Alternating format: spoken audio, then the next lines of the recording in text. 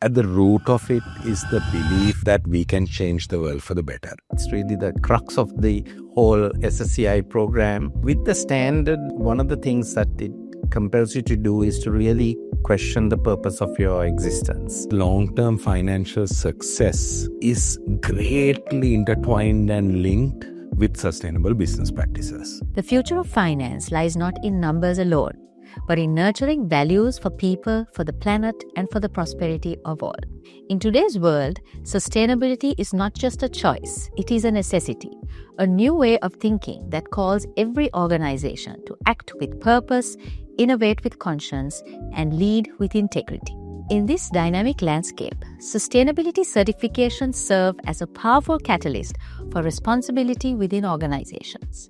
They move sustainability from being a voluntary aspiration to a structured commitment, one that is measurable, accountable, and transparent. It's a pleasure to welcome you all to this special discussion on the Sustainability Standards and Certification Initiative, or SSCI, a global framework developed by the European Organization for Sustainable Development in Germany, designed to empower value-driven financial institutions to align profitability with purpose. To start things off, I'd like to just ask you, Romani, first of all, how has sustainability impacted financial services at Alliance Finance, and what steps have you all taken to ensure that your products align with sustainability standards, contribute to long-term value creation? Firstly, thank you for having me here, and it's a pleasure to be here. And at Alliance, we were very fortunate, given that in 1956, when the company was founded on very strong people values. So that set the foundation for one pillar of the triple bottom line, the people pillar. So internally, the company had a very strong focus on the employees in terms of provident fund, gratuity. We were double the regular provident fund requirement in terms of percentage. Gratuity was 4 times if you cross 25 years of service. So these things help to make the company a very people-focused company internally. I think it all starts internally, right? So very often sustainability tends to come from outside. So we had a little bit of an advantage that the internal focus was there, and we had this profit-sharing bonuses in 1959. Which was based on contribution and the loyalty to the company. And going forward, we also that same focus extended to the customers. So when it came to our depositors and hirers, we also focused on the people who did not have access to finance. From the early days, our company was an alliance of Ford Motor Company dealers, 4 dealers that got together, and that's how the word Alliance Finance came. Yeah, so the alliance of 4 Ford dealers, and to this day, one of those partners are still with us as a major shareholder, and it's just basically 2 families now that have major shareholdings. So this focus extended to small credit, small deposits, and we had kind of mottos in the company at that time: earn before you spend, others before self. So it's also very people-focused and had a very strong social impact.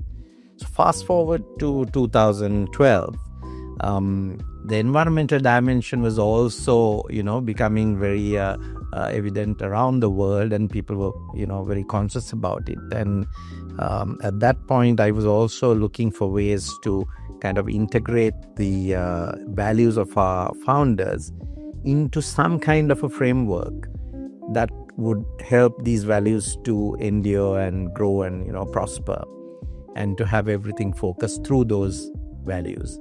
So the natural solution at that time was a triple bottom line.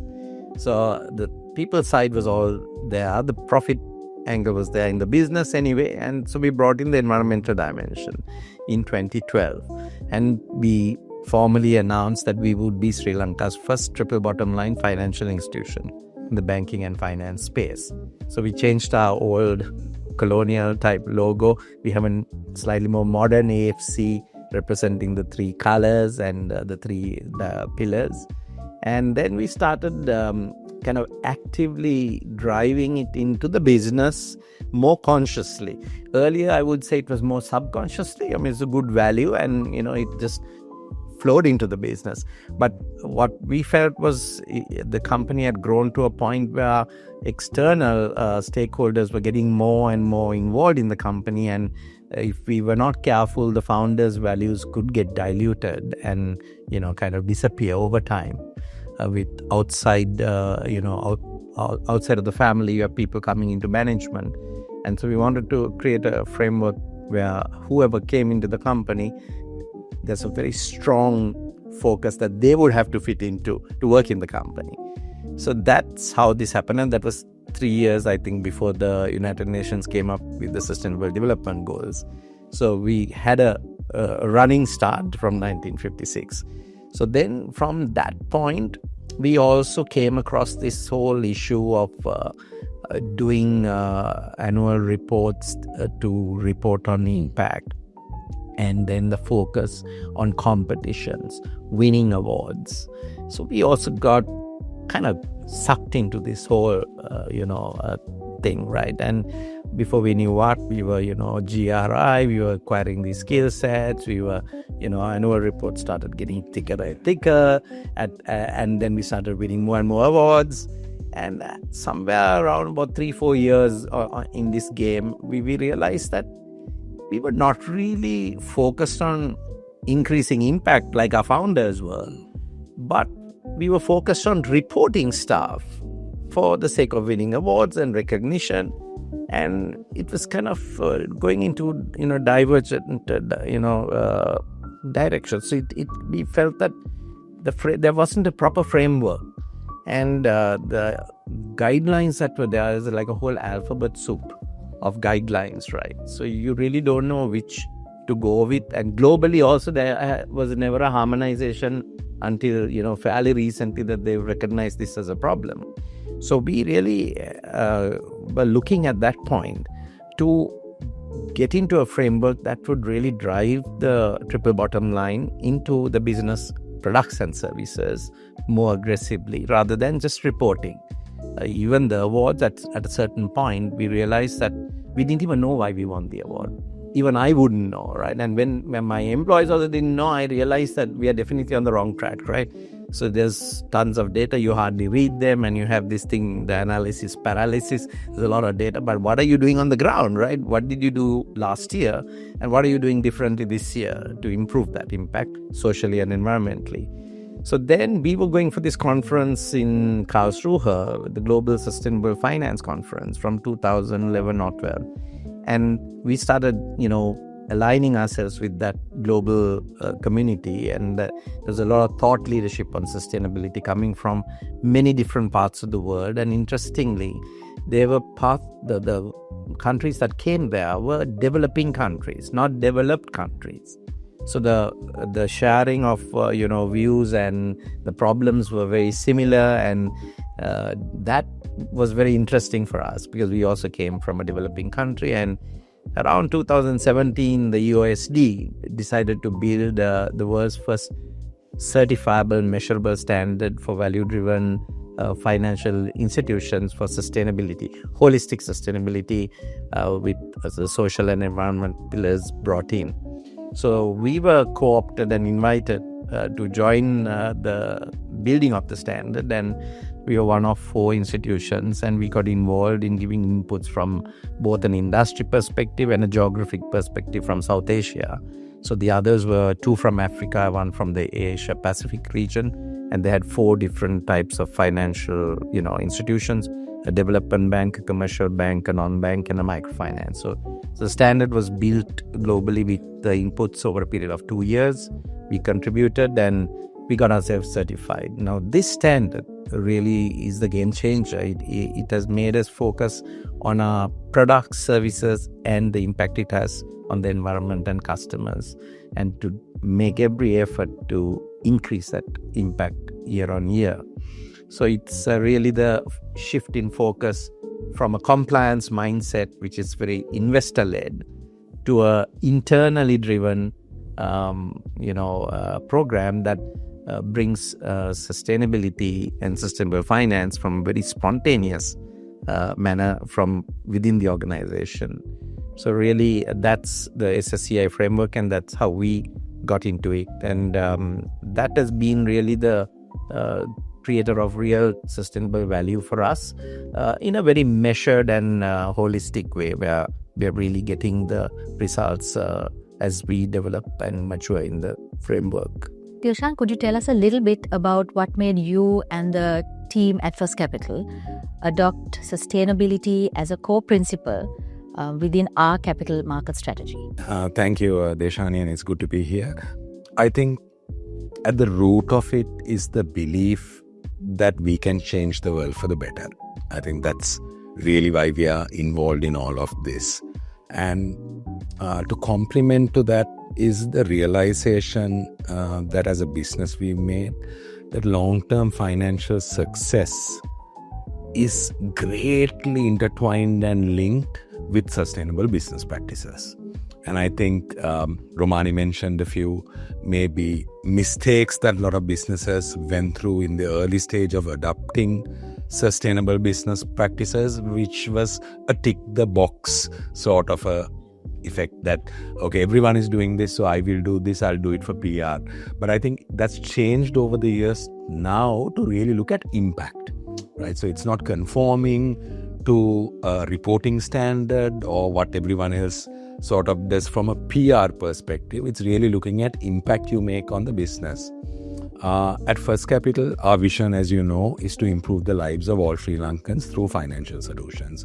So I think sustainability-linked initiatives marry well to our vision. And I think that's really why we felt that we really have to do something, but also do something impactful and not for the sake of just ticking the box. We are proud today to be, I think, the first company in Sri Lanka to sign up for the UN Principles for Responsible Investment. We've also, with Romani's help and guidance, I think we are only the third company to be accepted on the SSCI certification, and hopefully we will get accredited through that program in the coming months. So I think for me, it's also that the stakeholders who are involved, cutting across your shareholders, your clients, your staff, or the community that you serve or do business with, sort of demanding not just for results, but also looking at how you achieve those results. And I think that's quite important, and that's why we sort of took this endeavor, embarked in this journey. And I would call it a journey because I don't think it's a destination that you can say you go to and you achieve and okay, I've done it. I think it's an evolving journey, and we are committed to that journey, Deshani. Romani, we hear that sustainability and the SSCI certification creates a lot of value for a broad range of stakeholders.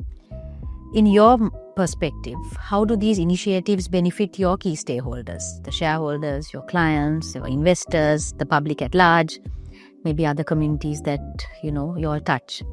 And how do you measure and communicate these benefits effectively? Yes, really, that's a very important question, and you touched on it, and it's really the crux of the whole SSCI program.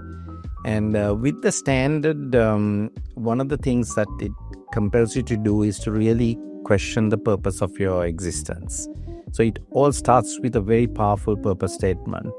And like Dilshan mentioned, the desire to make lives better for people around you is very important, and it needs that desire needs to be reflected in the purpose statement. And SSCI demands that, because it's your purpose of existence that will determine all your downstream corporate strategies, actions, policies, all of that. So it's very important through this program to get a very powerful purpose statement worked out, and you really question yourself internally, looking at your strengths and what you want to do, and define your real purpose.